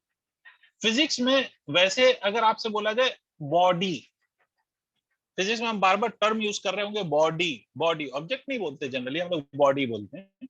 तो बॉडी का बेसिक मतलब ऑब्जेक्ट ही होता है। बॉडी का बेसिक मतलब होता है ऑब्जेक्ट, कोई सा भी, ठीक है, that is basically called as body. Body का ये मतलब नहीं होगा कि इंसान की बॉडी या जानवर की बॉडी, बॉडी का मतलब कोई भी ऑब्जेक्ट। अब इस सेक्शन में, ये जो काइनेमेटिक्स हम अभी शुरू करने वाले हैं, इस सेक्शन में we will be dealing with point particles या simply particles। हम पार्टिकल की बात कर रहे होंगे या पॉइंट बॉडी की बात कर रहे होंगे। पॉइंट पार्टिकल नहीं कह के पॉइंट बॉडी कह लो, पॉइंट बॉडी कह लो इसको, या पार्टिकल कह लो। पॉइंट बॉडी या इसी को आप पार्टिकल कह रहे होंगे, आप इसकी बात कर रहे होंगे। अब इसका क्या मतलब है? ये पॉइंट पार्टिकल का क्या मतलब है? The body which is of point size, क्या ये मतलब है कि ऐसी कोई भी बॉडी जिसका साइज पॉइंट के बराबर हो? तो answer is no. Point particle का ये मतलब नहीं होता कि ऐसी कोई भी बॉडी जिसका साइज पॉइंट के बराबर। इसका मतलब ये होता है कि अगर कोई भी बॉडी है and it is in the state of motion, तो the distance that it covers, उस डिस्टेंस के रिस्पेक्ट में अगर उसका डायमेंशन नेग्लिजिबल हो बॉडी का, तो उस केस में हम उस बॉडी को पॉइंट पार्टिकल या पॉइंट बॉडी कहेंगे। पता नहीं क्या बोले सर, मैं फिर से रिपीट कर देता हूं कि ऐसी कोई भी body the dimension of which, dimension का मतलब length, breadth, height, size of that body can be neglected with respect to the distance that it has covered, तो उस केस में हम उस बॉडी को पॉइंट पार्टिकल कहेंगे या सिंपली पार्टिकल कहेंगे। जैसे if a car travels 1000 kilometre, अगर कोई कार 1000 किलोमीटर ट्रेवल कर, तो उस केस में हम उसको सिंपली क्या कहेंगे? तो उस केस में हम सिंपली कहेंगे भाई कि वो 1000 के किलोमीटर के रिस्पेक्ट में the length, breadth and height, that is the size और the dimension of the car is negligible, and hence with respect to that distance the car will be considered as point particle. Clear? Physics में जब भी हम point particle, point size body कहते हैं ना, इसका ये मतलब नहीं होता ये जैसे हम 12th में कहेंगे पॉइंट चार्ज, तो इसका ये मतलब नहीं होगा पॉइंट के बराबर। इसका मतलब होगा किसी के रेस्पेक्ट में उस बॉडी का जो साइज है वो नेग्लिजिबल। तो पॉइंट पार्टिकल में याद रखिए कि if the size of body या dimensions of the body is negligible with respect to distance it covers, then it is considered as particle. अब अपन इसको हम क्या कंसीडर करेंगे? तो अपन इसको इसको क्या कंसीडर करेंगे? Point particle. क्लियर है? ये सब अगर लिखना हो तो लिख लो जल्दी से, और लिख लिया हो तो बता दो। और सर जी सर मतलब एक चीज पूछनी थी। हाँ पूछिए सर। जैसे अगर हम अपने उस पे साइकिल पे या किसी उस चीज पे सर हम चल भी रहे, अगर मैं मतलब ऐसे अगर साइकिल मान लेते सर ज्यादा इजी होगा मेरा समझाना। सर अगर हम मतलब एक सर्कल बना रहे हैं उसके साथ, तो सर जो हमारी स्पीड कांस्टेंट और टाइम हमें जो लग रहा है उसमें हम कैलकुलेट करते हैं, तो हमारा जो डिस्टेंस होता है वो सेम आ रहा है। और फिर सर हम उसी साइकिल को मतलब अगर उस पे कोई दूसरा चलाए या कोई बड़ा ऑब्जेक्ट रख दें या वो, तो भी सर सेम आता है। तो सर वो यहाँ पे पॉइंट है, लेकिन उसका मतलब पॉइंट बॉडी की तरह बिहेव कर रहा है, लेकिन उसका साइज नेग्लिजिबल नहीं है सर। क्योंकि सर अगर ऑब्जेक्ट बड़ा देखें और उसी सर्कल में अगर उसको चलाएं हम, तो फर्क नहीं पड़ रहा उसके उसमें। नहीं, ये समझने का फेर है, क्योंकि अभी तक जो आपको सिखाया गया है ना, उसमें आप साइकिल भी जब चला रहे थे ना, तो ये बैक ऑफ द माइंड ये अज्यूम करा गया है कि वो जो साइकिल का साइज है वो जिस सर्कल पे आप घूम रहे हो उस सर्कल के सर्कमफ्रेंस के कंपैरिजन में बहुत छोटा है, जिसको आप पॉइंट की तरह ट्रीट कर सकते हो। ठीक है, बट अगर ये सर्कल छोटा नहीं होगा तो डिस्टेंस भले कुछ भी ट्रेवल्ड बाय द साइकिल का कोई सा भी point, the distance travelled by any point of the cycle, उसको हम कह सकते हैं कि वो तो सेम ही आएगा। एक पॉइंट का जितना डिस्टेंस है उतना ही साइकिल का डिस्टेंस, तो वो पूरे साइकिल का नहीं है, उसमें साइकिल का लेंथ ऐड या सब्ट्रैक्ट भी हो सकता है। इस बात को ऐसे समझ, मैं आपको एक बात बता रहा हूँ। फॉर एग्जाम्पल देखो, ये मेरे हाथ में एक पेंसिल है और ये मेरा दूसरा हाथ है। अगर मुझसे कोई पूछे, या ऐसा समझ लो कि ये पेंसिल को मैंने ऐसे रखा है, ठीक है, ये ऐसे मान लो कि 20 सेंटीमीटर के डिस्टेंस पर रखा है। अब मैं किसी से ये डिस्टेंस बताऊं कि ये 20 सेंटीमीटर के डिस्टेंस पे, तो वो मुझसे ये पूछ सकता है कि सर आपके राइट हैंड से 20 सेंटीमीटर या लेफ्ट हैंड से। इसका अपना मीनिंग है, नहीं समझ लो। जैसे फॉर एग्जांपल आप अभी कहीं पर बैठे हैं रूम में, यस सर, ठीक है, और रूम में मान लो कि रूम की जो वॉल है वो आपके राइट हैंड से मान लो कि it is at a distance of half metre, आधे मीटर पे, 50 सेंटीमीटर के डिस्टेंस पे आपके राइट हैंड से 50 सेंटीमीटर के डिस्टेंस पे वॉल है। Yes sir. अब अगर आप किसी को कहते हैं कि wall is at a distance of 50 centimetre from you, तो वो बंदा आपसे क्रॉस क्वेश्चन ये कर सकता है कि आपके राइट हैंड से 50 सेंटीमीटर या आपके लेफ्ट हैंड से 50 सेंटीमीटर, और ये उसका क्वेश्चन वैलिड है, ठीक है, क्योंकि उस 50 सेंटीमीटर के रिस्पेक्ट में आपका जो ये विड्थ है ना वो नेग्लिजिबल नहीं है। बट अगर मान लीजिए कि आपसे मैं ये कहूं कि आप जहां पर बैठे हैं वहां से आपका आपका स्कूल मान लीजिए कि 2 किलोमीटर की दूरी पर है, तो कोई बंदा आपसे ये पूछेगा कि तुम्हारे राइट हैंड से 2 किलोमीटर या लेफ्ट हैंड से 2 किलोमीटर? नहीं सर, क्योंकि उस 2 किलोमीटर के साइज के रिस्पेक्ट में आप नेग्लिजिबल है। वो तो घर ठीक से है, भी मतलब घर भी नेग्लिजिबल ही हो गया वहाँ। बात समझ में आई? तो उस घर का साइज भी नेग्लिजिबल हो गया। तो इसीलिए अभी तक जो आपको कराया गया ना, आपसे बोला नहीं गया कि वो पॉइंट पार्टिकल की तरह ट्रीट करना है, but back of the mind यही थी। अगर हम बॉडी के साइज को नेग्लेक्ट नहीं कर पाएंगे तो उस केस में हम बॉडी को रिजिड बॉडी के नाम से ट्रीट करते हैं, और फिर उसके कुछ चीजों में बदलाव आता है जो हम इसी में फिजिक्स में ही आगे पढ़ेंगे, और हमें 11th में पढ़ना है। वो स्टार्ट होगा सेंटर ऑफ मास नाम के चैप्टर से। ठीक है, तभी सर आप अपने दिमाग तो सर हम पॉइंट मास लेते हैं ना, हम सब जो भी हम स्टडी कर रहे हैं अभी हम पॉइंट मास जी पॉइंट मासेस की बात कर। ठीक अब वो पॉइंट मास का ये मतलब नहीं कि उसका साइज पॉइंट के बराबर है। पॉइंट मास का मतलब है कि उसका साइज अपना कुछ है, बट वो नेग्लिजिबल है with respect to the distance that it covers. जैसे फॉर एग्जांपल, भाई आपका स्कूल आपके घर से 2 किलोमीटर है, इसका ये मतलब थोड़ी है कि आपके घर का साइज नेग्लिजिबल, मतलब है ही नहीं, कुछ है ही नहीं घर का साइज, है ना भाई? बट वो जो 2 किलोमीटर है उसके कंपैरिजन में आपके घर के साइज को हम नेग्लेक्ट कर सकते हैं, ये मतलब इसका। ठीक है सर। ठीक है, अच्छा। तो सर ये बेसिक मतलब तो ये यहाँ तक सबको क्लैरिटी आ गई होगी कि सर ये कहानी है कि सर आपका कोई भी मतलब ठीक है भाई, ये बेसिक पॉइंट पार्टिकल की बात समझ में आ गई, और हमारा जो फर्स्ट चैप्टर है वो या ये जो चैप्टर्स हैं वो पॉइंट पार्टिकल के ही अराउंड घूम रहा होगा। ठीक है, अब आते हैं सर दूसरी बात पे। एक और चीज हम समझते हैं सर, अगर मुझे किसी भी बॉडी के स्टेट ऑफ मोशन को ऑब्जर्व करना है, जो हम रेस्ट और मोशन को डिफाइन करना चाहते हैं, तो सबसे पहली बात तो याद रखिए कि बेटा rest and motion is a relative concept. ध्यान, रेस्ट एंड मोशन कैसा कॉन्सेप्ट है? रिलेटिव। रिलेटिव कॉन्सेप्ट का क्या मतलब है? कि रिलेटिव कॉन्सेप्ट का मतलब है कि हम रेस्ट और मोशन को एक्चुअली में डिफाइन कर ही नहीं सकते unless we have some observer, या हम रेस्ट और मोशन ऑफ अ बॉडी को डिफाइन कर सकते हैं with respect to some fixed point या with respect to some fixed observer. पता नहीं सर क्या बोले, कुछ भी नहीं आया, फिर से सुनो। देखो रेस्ट एंड मोशन का जो ये कॉन्सेप्ट है ना, ये अजीब सा है। अगर आप खुद सोचने की कोशिश करो, समझना जरा सा जो मैं एग्जांपल ले रहा हूं, please try to understand that example. मान लो आप ट्रेन में हो और आप मान लो कि ट्रेन से आप you are going to Jaipur जा रहे हैं, ठीक है, या कहीं भी जा रहे हैं। तो आप ट्रेन में बैठ के फेलो पैसेंजर से यही पूछते हो ना, रास्ते में अगर कुछ स्टेशन क्रॉस हो रहे हो तो आप ये पूछते हो ना कि क्या जयपुर आ गया? सोच के देखो, ये आप पूछते हो, और आप है ना, हर दुनिया का आदमी यही पूछता है, जयपुर आ गया। इसका मतलब आप वहां पर ये अज्यूम कर रहे हो कि आप नहीं चल रहे हैं, जयपुर चल के आपके पास आ रहे हैं। Think about it.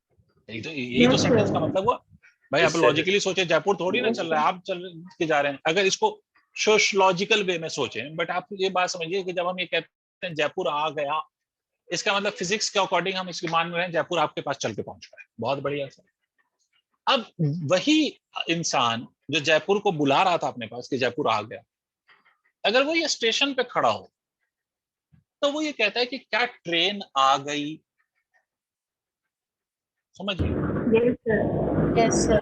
Yes sir. हाँ, इसका मतलब जैसे ही उसका रेफरेंस बदल गया, उसने अपनी बात बदल दी।